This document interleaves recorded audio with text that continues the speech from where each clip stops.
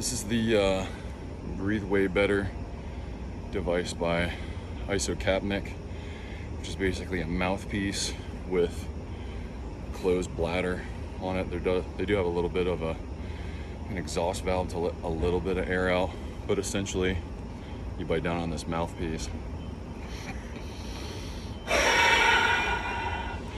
and you blow up this bladder, and it kind of looks like well, you know what it looks like. But I've been using this thing, I would guess about 6-7 weeks now. Coming towards the tail end of an experiment I've been running. Basically, I went to Old Dominion University, which is a university about half an hour from my house. Went to the exercise phys lab, had my VO2 max tested, and I did a write-up about that, and I'll put a link in this video. But I did a write-up in regards to my test scoring, how I compare in my age group, and then really what I'm doing with this thing is seeing if this device and the way that I'm applying it will make any measurable changes in VO2 max, lactate threshold, basically all the measurables that are listed in that metabolic test.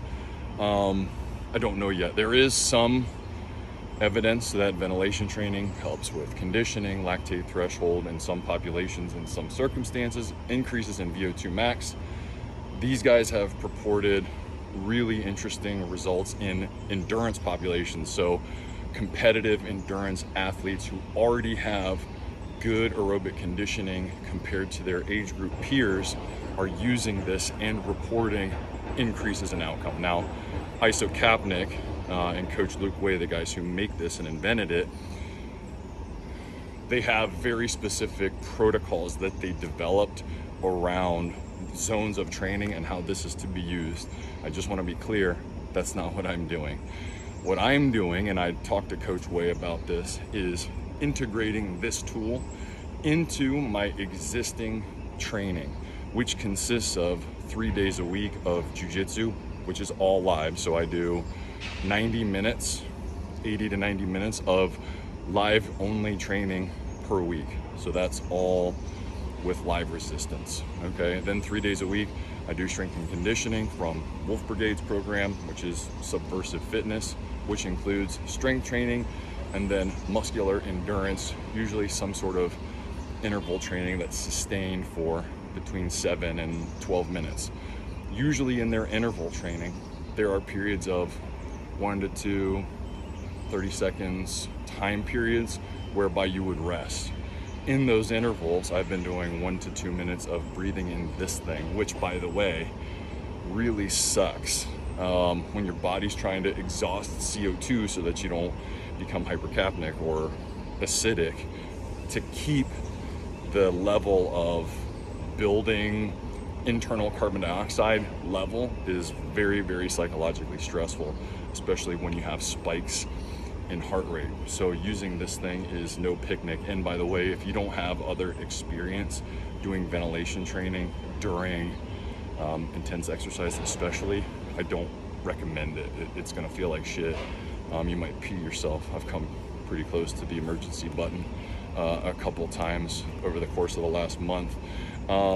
What I have found, which I've thought was interesting so far, is that and I have a lot of ventilation breath control experience, that my diaphragm, my intercostals are obviously way stronger.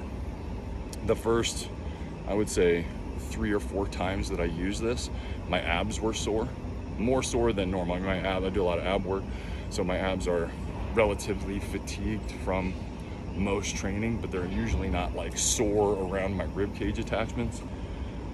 This thing made me sore around my rib cage attachments, right where the internal attachments of the diaphragm and the rectus abdominis, right, your six-pack muscle, right where those things connect together. That stuff was sore the first handful of times, and I can really feel a big difference in my ability to draw in a big full amount of air and also push out a lot of air. Again, that's something I've done before. I've used some other devices with mixed results. One thing I really like about this is the volume of the bag is standard. So I know every time if I'm blowing out consistent volumes of air when I exhale and when I inhale.